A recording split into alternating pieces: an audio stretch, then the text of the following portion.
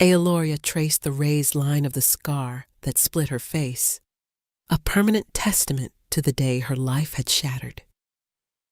It began at her temple, a puckered silver-white trail that sliced across her cheekbone and ended just shy of her jaw. In the rigid, hierarchical world of the werewolf packs, where strength and physical perfection were prized above all else, her scar was more than a disfigurement. It was a brand, the mark of an outcast, a failure, an omega. The summons had arrived that morning, a scroll bearing the obsidian seal of the Alpha King. Panic, sharp and cold, had ripped through their small, disgraced household. The sovereign's choosing was an event meant for the proudest alphas, a chance for their pristine, powerful daughters to be presented as potential mates for the king. It was a political battlefield of beauty and ambition, a place her family no longer belonged. Her sister, Izarel, was their only hope. Izarel was everything Aeloria was not. Flawless, graceful, with the confident bearing of the alpha blood that ran thin in their veins, but still held a flicker of its former fire. Her parents had poured every remaining resource into Izarel's upbringing, polishing her like a precious gem they hoped might buy back their honor. "He will choose you," their mother had whispered, clutching Izarel's hands, her eyes feverish with desperation. "He must." But fate, it seemed, had a crueler sense of humor. A sudden, violent illness had swept through Izarel the night before their departure, leaving her pale and racked with fever, unable to stand. Forfeiting the summons was not an option.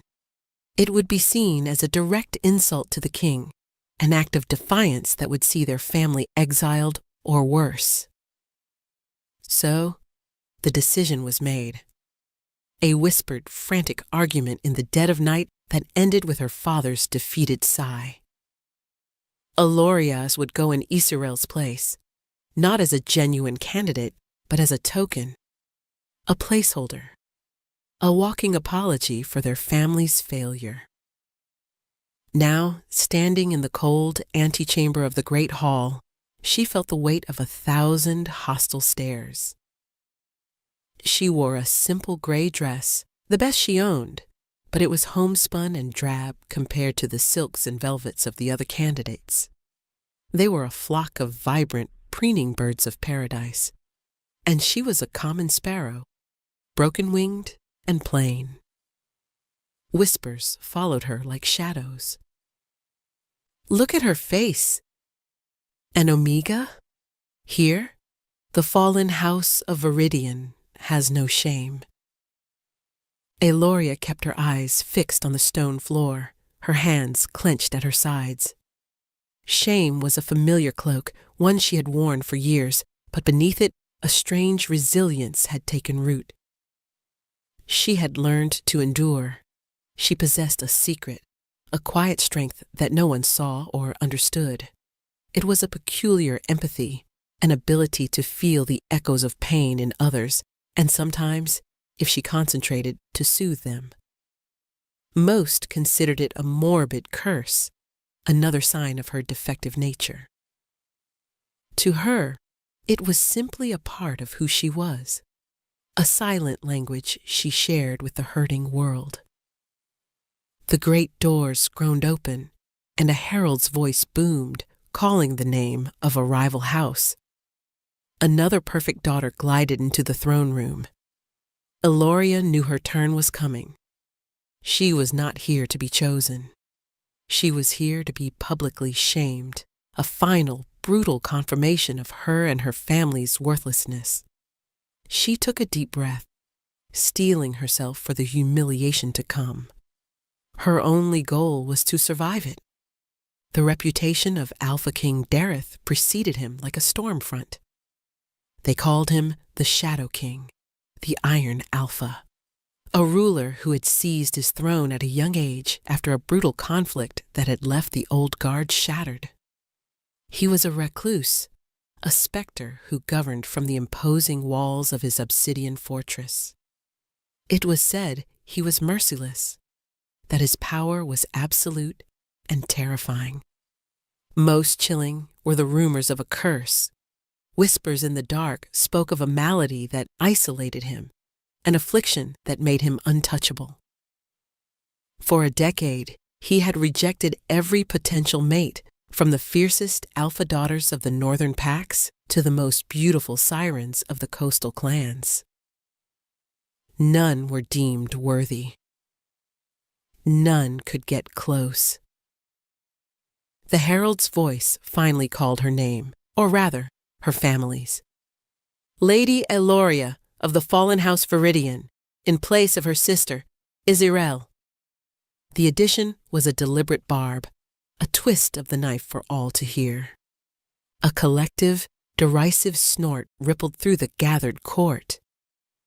Eloria felt a hot flush creep up her neck, but she forced her chin up and walked forward.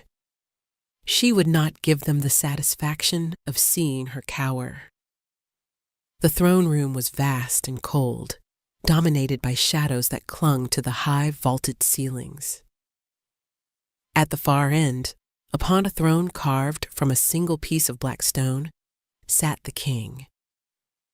He was a silhouette against the dim light filtering through a high window.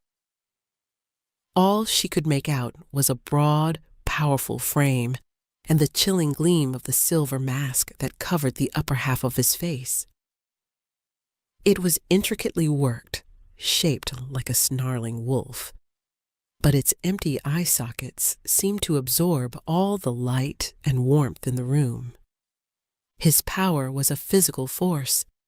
It pressed down on her, an oppressive weight that made the air thick and hard to breathe.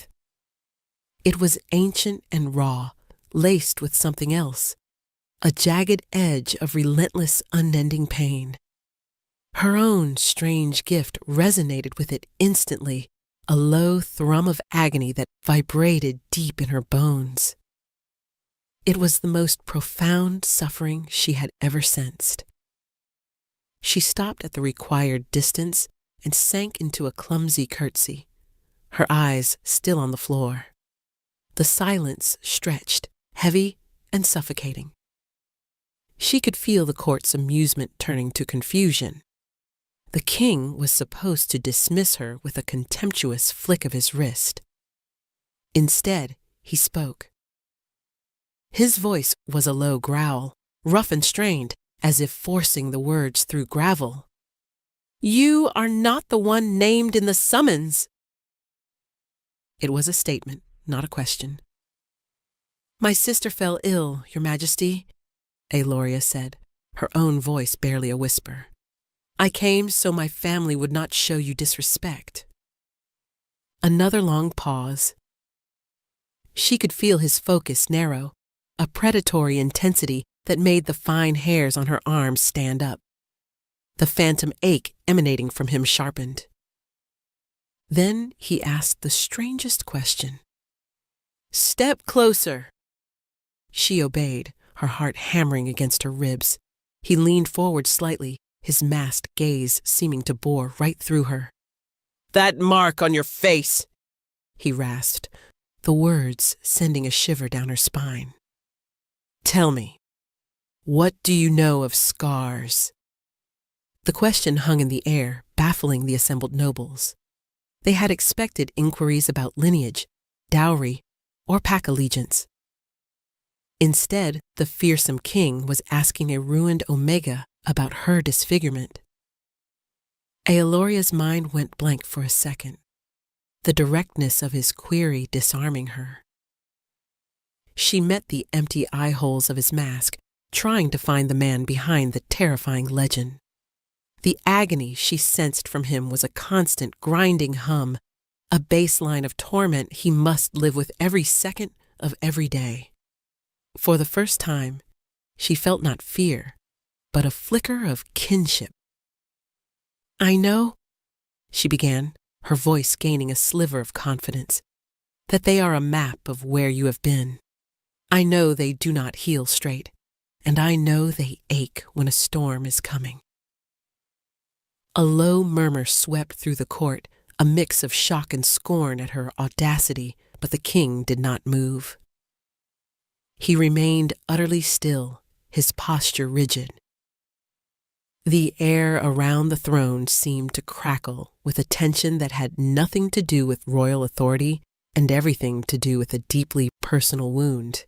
He considered her words for a long moment. No one dared to breathe. The other beautiful candidates who had stood with such pride now seemed like porcelain dolls, fragile and irrelevant. They knew nothing of scars. Finally, King Dareth raised a gauntleted hand, not to dismiss her, but to silence the whispers. He addressed his regent, his voice carrying an unmistakable command. "Lord Zorthan, the choosing is concluded for the day. The other candidates are dismissed." A wave of stunned disbelief washed over the hall. Dismissed? All of them? Lord Zorthan, a hard-faced alpha with silvering hair and cold, calculating eyes, stepped forward. He was the king's uncle, a man who wielded immense influence. "Your Majesty? Surely you do not mean— I mean precisely what I said." Dareth cut him off, his tone dropping to a dangerous growl.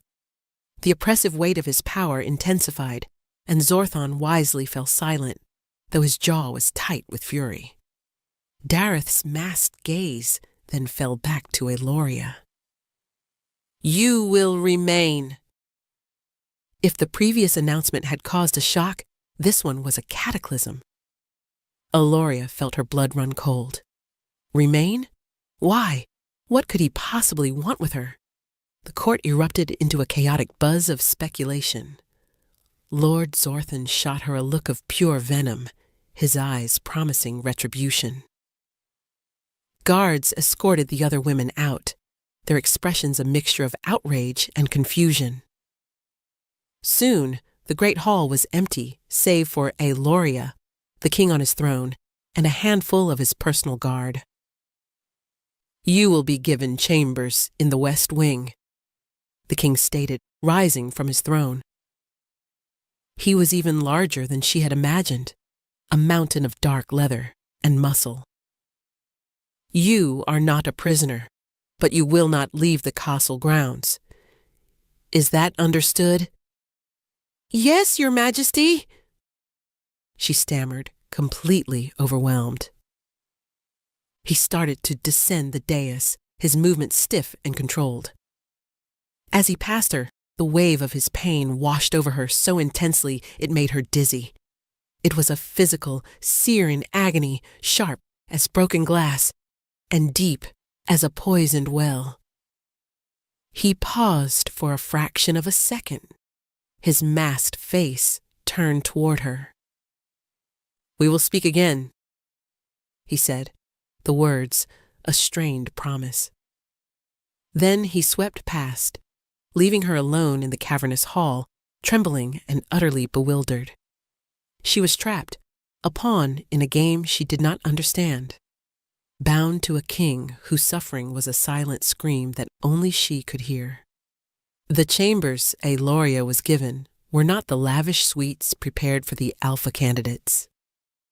They were simple, functional rooms in a quiet, disused wing of the fortress. Stone walls, a sturdy bed, a small hearth. It felt less like a guest room and more like a comfortable cell. She was watched constantly. Guards stood silent sentinel at the end of her corridor. Servants brought her meals, their faces impassive, their eyes filled with a fearful curiosity. She was the Omega with the scar, the bizarre creature the Shadow King had inexplicably kept. Days bled into a week. She saw no one. She spoke to no one. The king did not summon her. The isolation was a heavy blanket, but it was the proximity to him that truly frayed her nerves. His chambers, she soon realized, were nearby. Through the thick stone walls, she could feel the pulsating rhythm of his pain. It was a constant presence, a dark star around which her own senses now orbited. Some nights were worse than others. On those nights, the agony radiating from him became a palpable force, a tide of suffering that seeped into her rooms and left her breathless. She would lie awake, her own body aching in sympathy, her hands clenched in the sheets as she fought the overwhelming urge to go to him, to try and offer some comfort, however small. One night, the wave of his torment was so violent it felt like a physical blow. A silent, psychic scream echoed through the castle, one she was sure only she could perceive. It was raw, desperate, and stripped of all the control he so carefully maintained. Unable to bear it any longer, she rose from her bed, her heart pounding a frantic rhythm against her ribs. Driven by an instinct she couldn't explain, she slipped out of her room. The guards were gone, a temporary shift change, perhaps. The corridor was empty, lit only by the faint moonlight slanting through a high, arrow-slit window. She followed the pull of his pain, a beacon in the darkness, leading her down halls and through archways she didn't recognize. She found herself before a pair of massive, iron-bound doors. The agony from within was a roaring inferno. Pushing past her fear, she pressed one of the doors. It swung inward with a low groan. The room was Dareth's private study, filled with books and maps, but she barely noticed. He was there, by the great hearth where the fire had died to embers. He had thrown off his tunic, and his back was to her. In the dim light, she saw the source of the rumors, the truth of his curse. His skin was a canvas of torment. Jagged, black, crystalline shards, like thorns of solidified shadow, grew from his flesh, concentrated over his shoulders and spine. They pulsed with a faint, malevolent light, and she knew with absolute certainty that to touch them would be to feel unimaginable pain. He was braced against the mantelpiece, his head bowed, his entire body rigid with the effort of containing his suffering. He didn't seem to notice her. He was lost in his own private hell. The sight was horrifying, yet her gift didn't register monstrosity. It registered only pain, a level of pain that should have killed any man. Without thinking, without a plan, she took a hesitant step into the room. "Your Majesty," she whispered. His head snapped up. He spun around, his eyes, visible beneath the mask, wide with shock and fury. "Get out!" he roared, the sound more animal than man. But Aeloria didn't run. She stood her ground, her gaze fixed on the torment etched into every line of his body. She held up her hands, not in surrender, but in a gesture of peace. I can help," she said, the words feeling utterly inadequate. "No one can help," he snarled, taking a staggering step back. "Now leave before you see worse."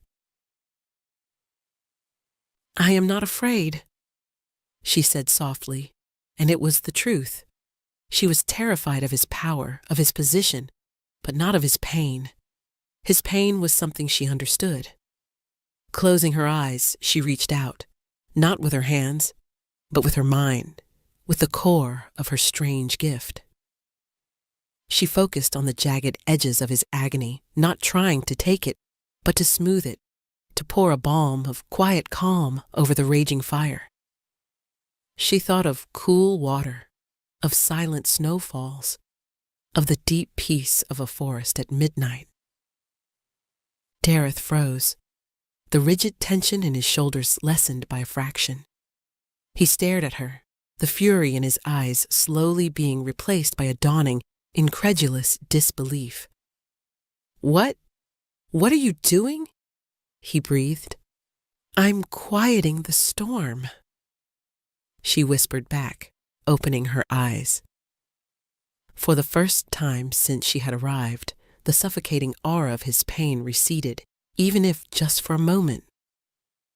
He looked at her, the scarred Omega girl, and in the depths of his shadowed eyes, she saw not a king, but a man who had just felt his first moment of peace in a lifetime of agony. That night established a new, secret routine. It was an unspoken arrangement. When the pain became unbearable, a servant would silently appear at Eloria's door with a cup of herbal tea, a signal.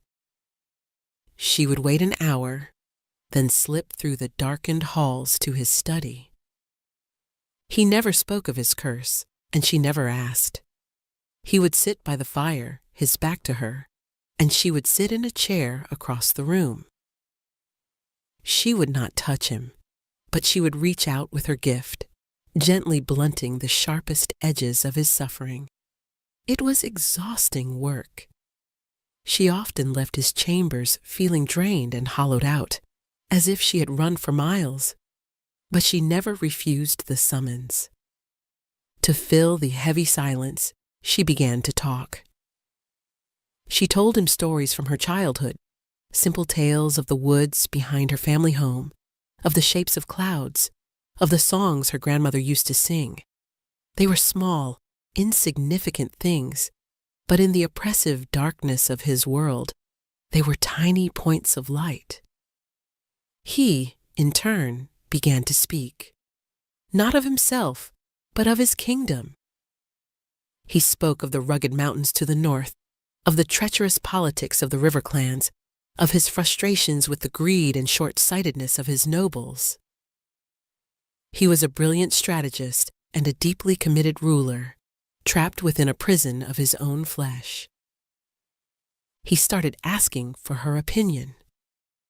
"The grain dispute in the western plains," he'd say, his voice a low rumble.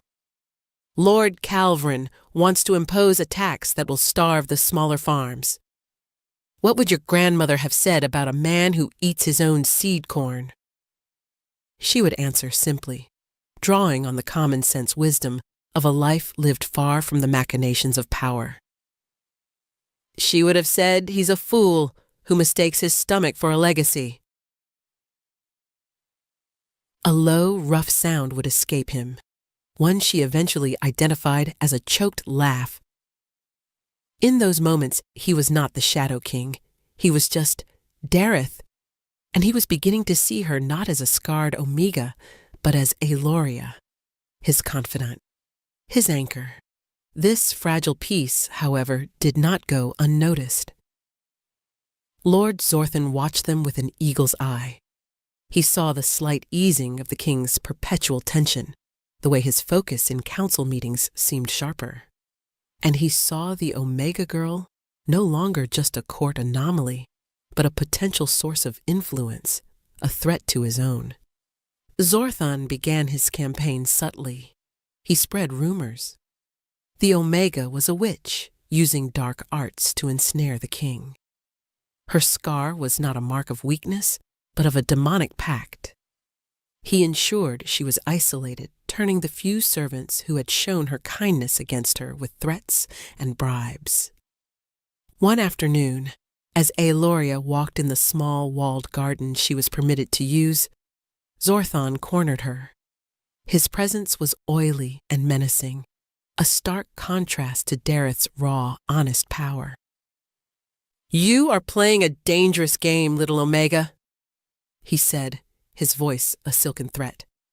"The king is a broken thing. Whatever parlor tricks you are using to beguile him will not last." "I am doing nothing," Eloria said, her chin high. She would not let him see her fear. "Are you?" he sneered, stepping closer. "He is weak. His curse has rotted his mind. He needs a strong hand to guide the kingdom, an alpha queen at his side to secure the bloodline, not a barren, broken thing like you. The word barren was a deliberate, cruel blow, a common insult hurled at Omegas. But it was his next move that terrified her. "Your family," he said softly, watching her reaction. "They are in a precarious position. It would be a shame if some new misfortune were to befall them. A fire, perhaps, or an accusation of treason. Such things are so easily arranged." Ice flooded Gloria's veins. He was threatening her family, the very people who had cast her out, but who she still felt a desperate duty to protect. "Stay away from him," Zorthan commanded. "Let him choose a proper mate.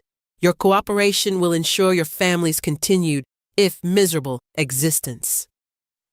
He smiled, a cold, predatory baring of teeth, and then he was gone, leaving her standing amidst the wilting roses, her fragile world threatening to collapse. The threat settled deep in Aloria's soul, a cold stone of dread. Zorthan was not a man who made idle promises. She knew he was capable of any cruelty to achieve his ends. That night, when the servant came with the customary cup of tea, Aloria hesitated.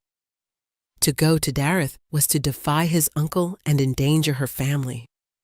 To stay away was to leave him to his torment, a thought that had become physically painful to her. Her heart won out over her head. She could not abandon him. She found Dareth in a worse state than she had ever seen him. The crystalline thorns on his back were larger, sharper, and they seemed to be spreading, creeping over his shoulders toward his neck. He was pacing the room like a caged beast, his breathing ragged. "It is worse tonight," he growled, without turning as she entered. "Your stories will not be enough." "Then I will not tell stories," she said, her voice steadier than she felt. She walked closer than she ever had before, stopping only a few feet from him. The air around him shimmered with heat, with raw, unshielded agony. He finally turned to face her. In the firelight, his mask seemed more menacing than ever, but she forced herself to look past it, to meet the desperate eyes she could just make out in the shadows beneath. "Zorthan spoke to you," he stated. It wasn't a question. "I smelled his scent on you when you entered." Aloria flinched, but did not deny it. "He wants me to leave." "And will you?" The question was rough, torn from him. "He threatened my family." The admission was a choked whisper. A terrible, guttural snarl ripped from Dareth's throat. A wave of fury and power exploded from him, so potent that a wine goblet on a nearby table shattered. The thorns on his skin pulsed violently. "He will not touch them," Dareth vowed, his voice a deadly promise. "They are under my protection, all of them, because of you." The declaration hung between them, a shield she hadn't known she possessed. Relief warred with a new, more complicated emotion. He was protecting her, fiercely, but his outburst came at a cost. He staggered, crying out as a fresh wave of pain seized him. The curse was feeding on his rage, growing stronger. He collapsed to one knee, his body convulsing. "Your Majesty! Dareth!" She rushed forward, forgetting all warnings, all protocols. He threw up a hand to ward her off. "Don't! Do not touch me, Aloria!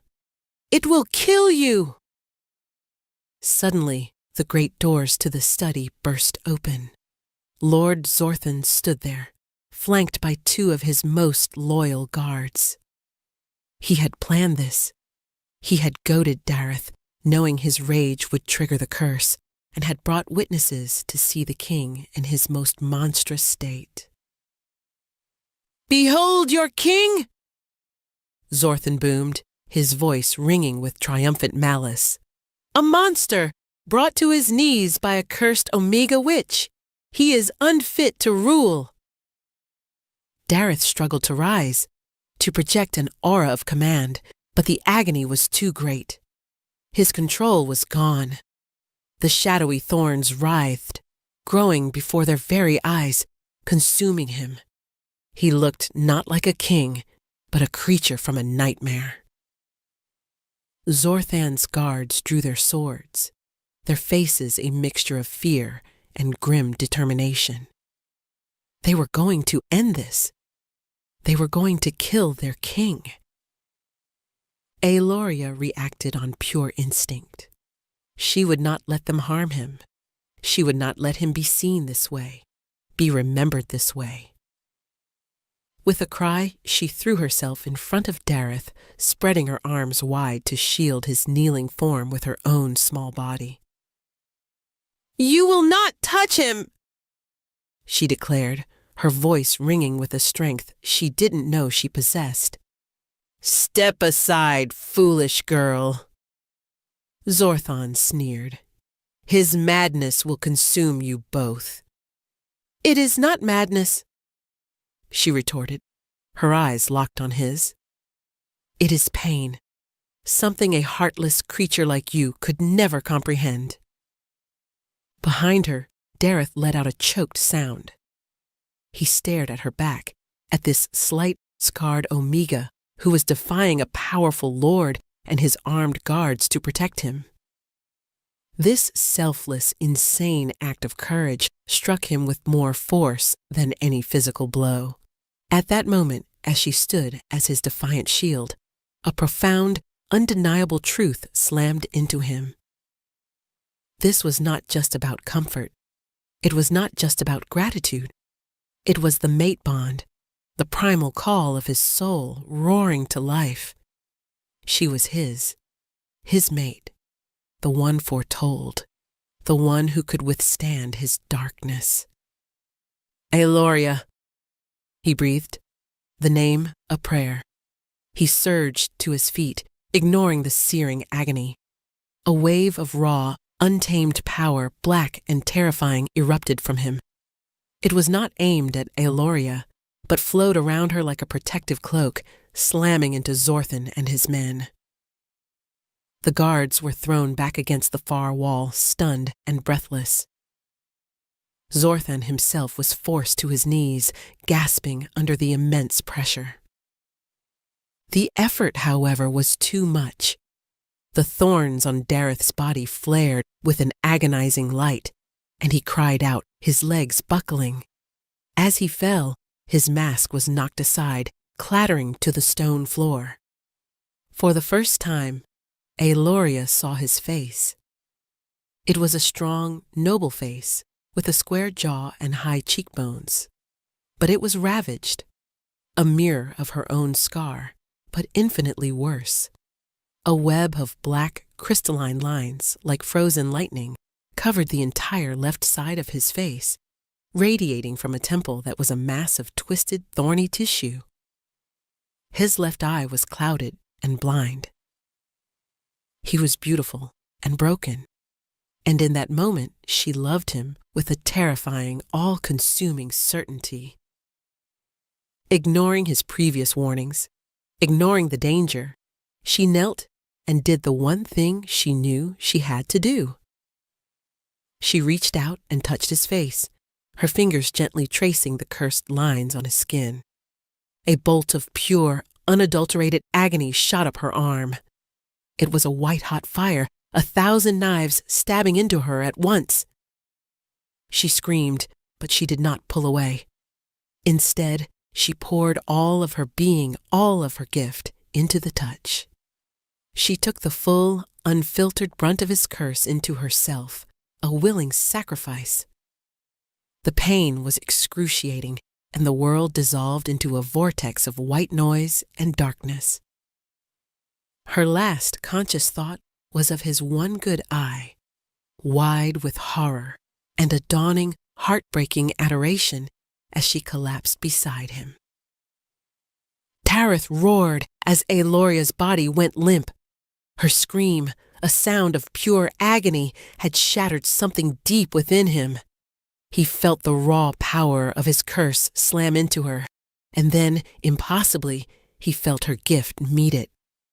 It was like a tidal wave of fire meeting a cool, endless sea. For a breathtaking second, the pain inside him vanished, replaced by a profound sense of peace, of rightness. But the cost was too high. She had collapsed, her life force flickering like a dying candle flame. "You!" he snarled, his voice a death rattle. He turned his unmasked, terrifying face to his uncle. Zorthan was scrambling to his feet, his triumph curdled into pure terror. "You have killed her!" The love and fury and despair coalesced inside him, and his power, which he had fought to control his entire life, answered a new master, his fated mate. He no longer sought to contain it. He sought to wield it. Shadows boiled in the corners of the room, coalescing around him. "He is a monster!" Zorthan shrieked to his dazed guards. "He is lost! Kill him! For the good of the kingdom!"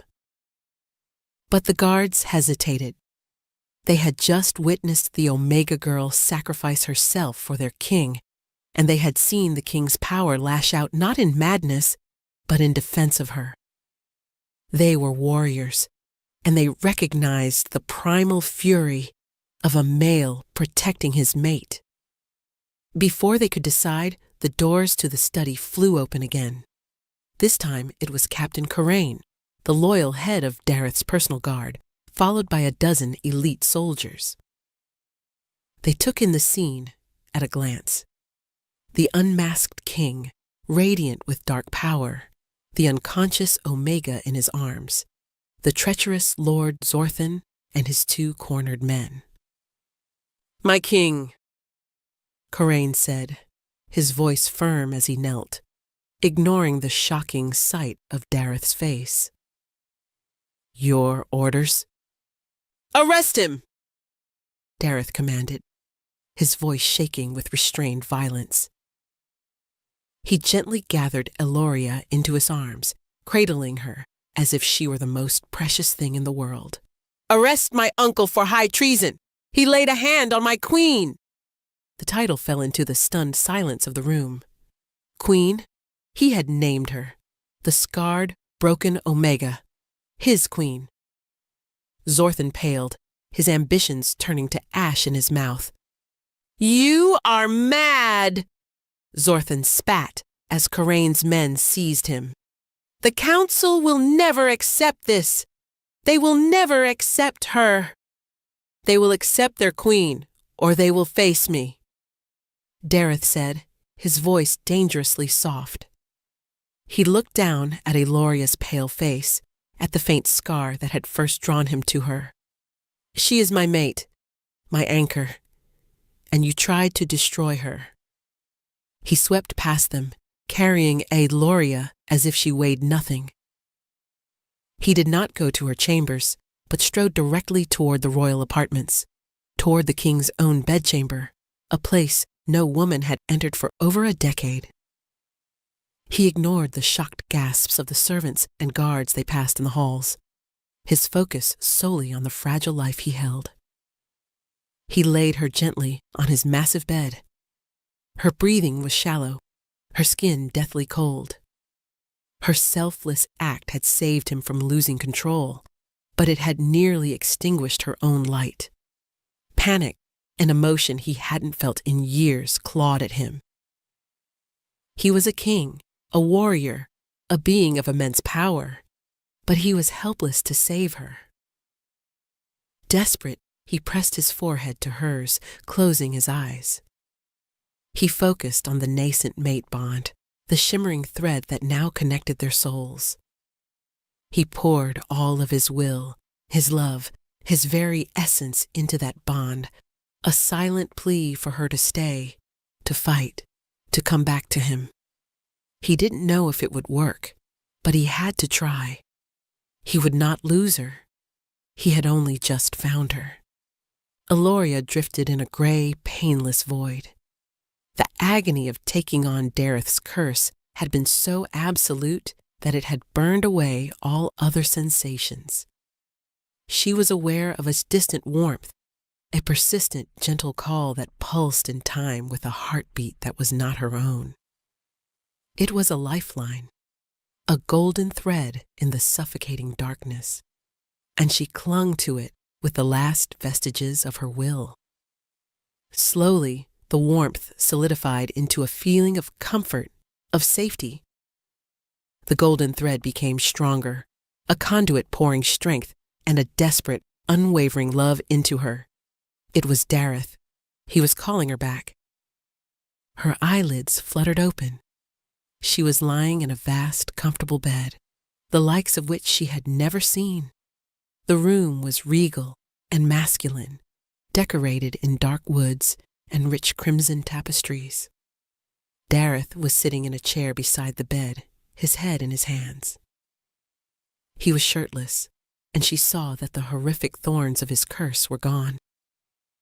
In their place was a network of faint, silvery scars like lightning frozen under his skin. He had taken off his mask, and his scarred face was etched with exhaustion and fear. "Dareth!" Her voice was a dry rasp. His head shot up. The relief that flooded his features was so potent it was breathtaking. In 2 strides, he was at her side, kneeling by the bed, taking her hand in his. His touch was warm and solid, and for the first time, it held no trace of pain. "Eloria," he breathed, his voice thick with emotion. "You came back." "The curse," she whispered, her eyes tracing the faded marks on his skin. It's quiet," he finished for her, a sense of wonder in his voice. "When you touched me, when you took it all, you didn't just soothe it, you broke its hold. It is not gone, but it is dormant. I can control it." He looked at her, his one good eye shining with an emotion so intense it made her heart ache. "You saved me. You saved me too," she replied, thinking of the golden thread of his will that had pulled her back from the edge. "You called me home." He brought her hand to his lips, kissing her knuckles with a reverence that humbled her. "I have called a meeting of the full council," he said, his tone turning serious. "Zorthan is in the dungeons, but his poison has already spread. Many of the alphas are restless. They believe I am mad, that you have enchanted me." Fear fluttered in her chest. "What will you do?" "I will present them with their queen," he said simply, his gaze unwavering. "And I will dare any of them to challenge my choice."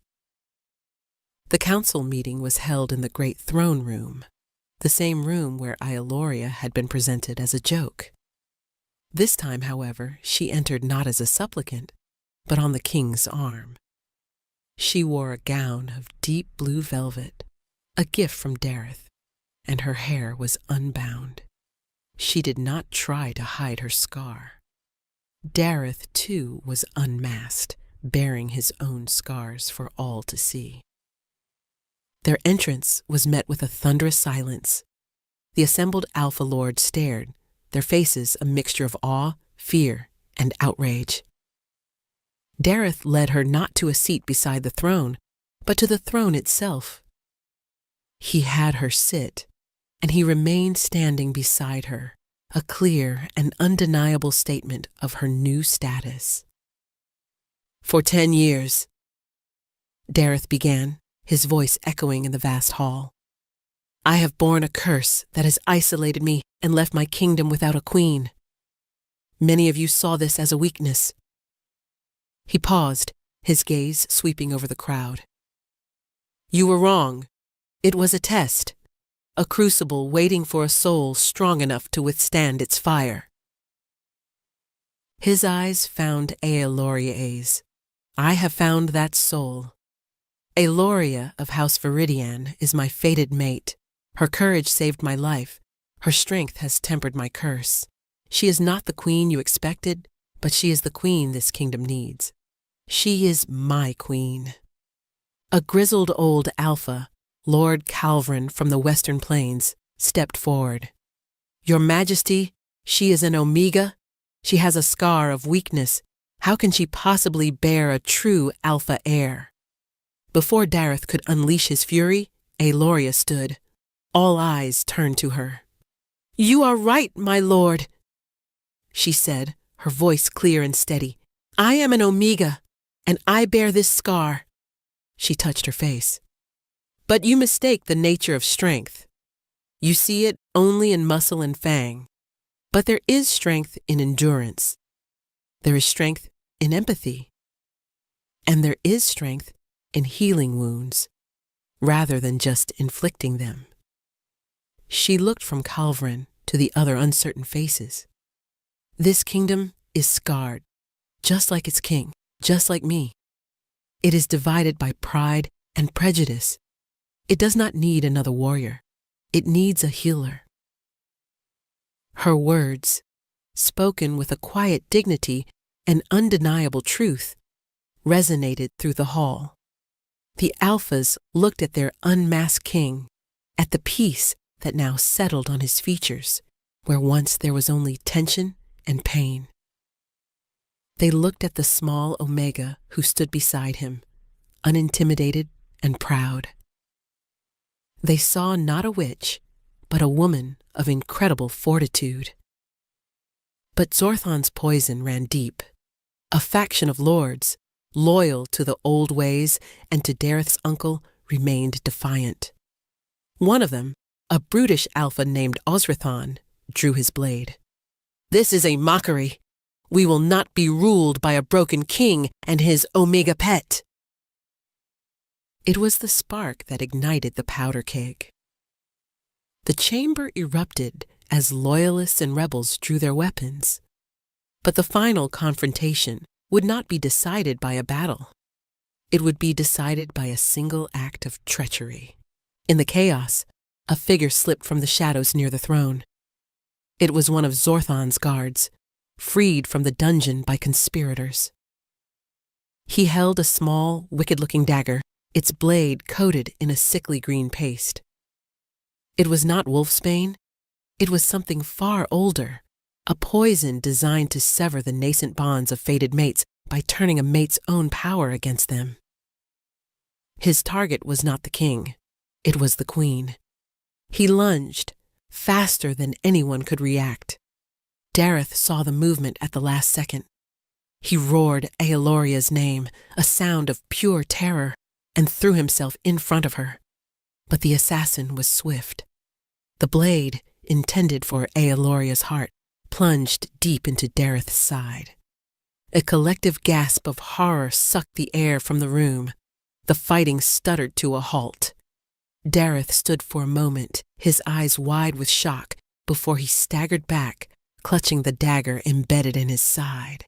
A strange, black energy, veined with sickly green, began to spread from the wound, crawling over his skin like venomous spiders.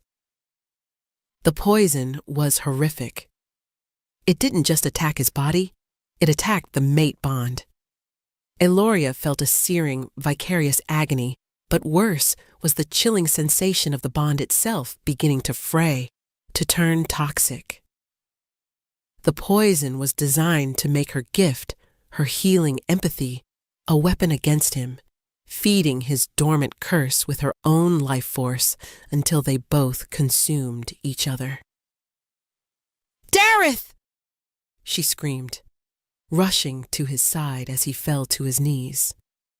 The assassin, seeing his work done, tried to flee, but Captain Corraine cut him down with a single, brutal stroke of his sword.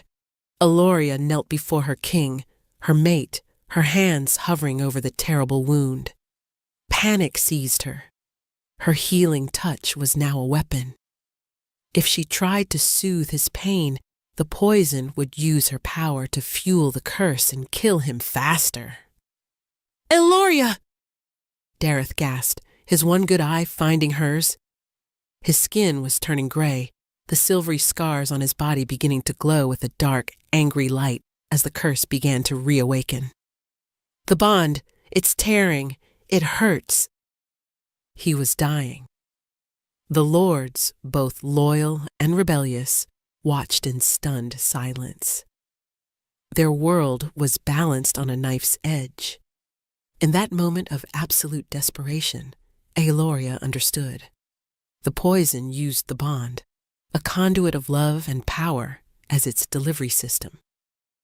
But a conduit worked both ways. Zorthan and his cronies had misunderstood the nature of her strength.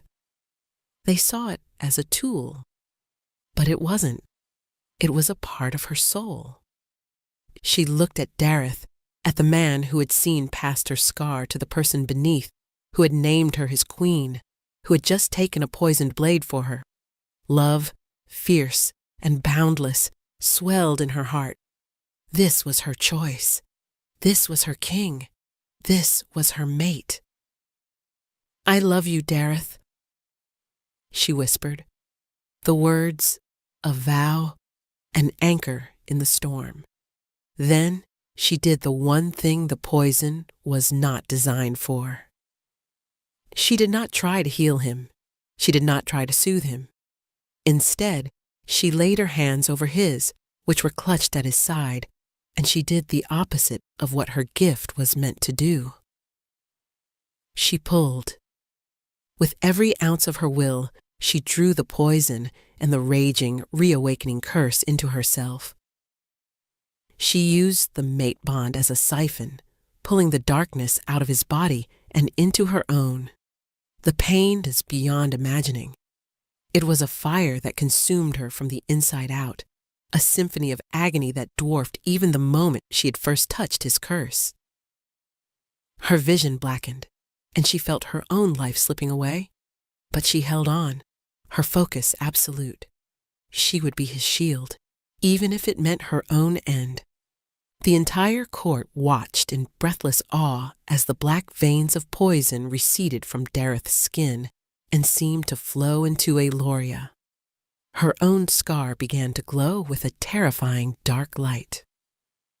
She was taking on the full, combined force of a lethal poison and a decade-old curse. She was sacrificing herself. Dareth felt the darkness leave him. He felt the bond, once tearing, now pulsing with her incredible selfless love. He saw her face, contorted in agony, and knew what she was doing. "No!" he cried, trying to push her away, but he was too weak. As the last of the poison left him, Eloria collapsed. But something miraculous happened. The moment the combined darkness fully entered her, it met the unshakable core of her being, the pure, unconditional love she held for her mate. It was a force the curse had never before encountered. Love was its antithesis. A blinding golden light erupted from Eloria. It was warm and pure, a stark contrast to the malevolent energy she had absorbed. The light pulsed outward, washing over Dareth first, and he felt the last vestiges of his curse, the dormancy, the scars, the pain, dissolve into nothing. He was not just healed. He was cleansed. He was whole. The light washed over the entire throne room. It touched every lord, every guard, and in it they felt not power, but compassion. They felt the depth of Eloria's sacrifice and the unyielding strength of her love. Prejudices and old hatreds seemed petty and small in the face of such a profound act. When the light faded, Eloria lay still on the floor. Dareth, now completely restored, scrambled to her side, his heart shattered. He had lost her. But then she stirred. Her eyes opened, bright and clear. The angry glow had faded from her scar, and it seemed softer, just a silvery line on her skin. She had faced down death and darkness and had won.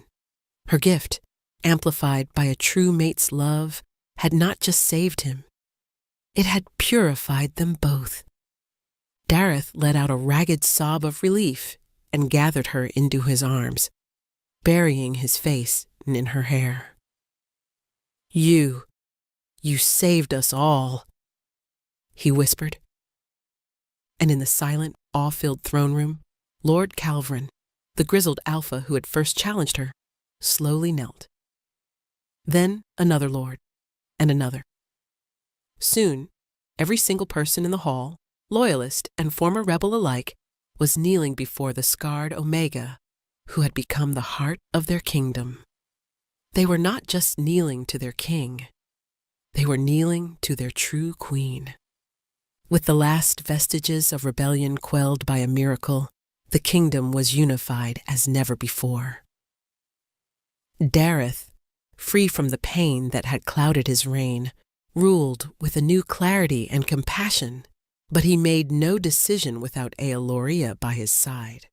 The formal mating ceremony was held a week later, not in the cold throne room, but in the sunlit central courtyard, attended by alphas, betas, and omegas alike. When Dareth bent his head to mark her, sealing their bond before the eyes of their people and the spirits of their ancestors, it was more than the union of a king and his queen. It was the dawn of a new era. The rigid caste system began to crumble. Eoloria championed the rights of omegas, establishing schools and guilds, ensuring that no one would be judged for their birth rank or for the scars they carried. Worth, she decreed, was found in the heart, and strength was measured in kindness. The Shadow King was no more. In his place stood King Dareth, the healed king, who ruled with his queen, Eoloria, the steadfast. Their love story became a legend, a tale told by hearthsides to inspire hope in the darkest of times. The fortress that had once been a symbol of fear and isolation became a place of warmth and justice. 1 year later, Eoloria stood on the balcony of their chambers, a gentle breeze stirring her hair. Dareth came up behind her, wrapping his strong arms around her waist and resting his chin on her shoulder. His touch was a familiar comfort, a constant source of warmth and safety. Below them, the capital city bustled with peaceful energy, a testament to the changes they had wrought. "What are you thinking about?" he murmured, his lips brushing her temple. "I was thinking about scars," she said softly, her hand instinctively going to the line on her cheek. It was a part of her, a map of where she had been, but it no longer defined her. And how they don't have to be the end of a story. "For us," he said, turning her in his arms to face him, "they were the beginning." He looked down at her, his eyes filled with a love so deep it still sometimes stole her breath away. His gaze dropped to her gently swelling belly. "And the beginning of our future." A small, powerful kick from within made her gasp and then laugh. The royal healers had been stunned. An Omega, they had said, could never bear a true alpha heir.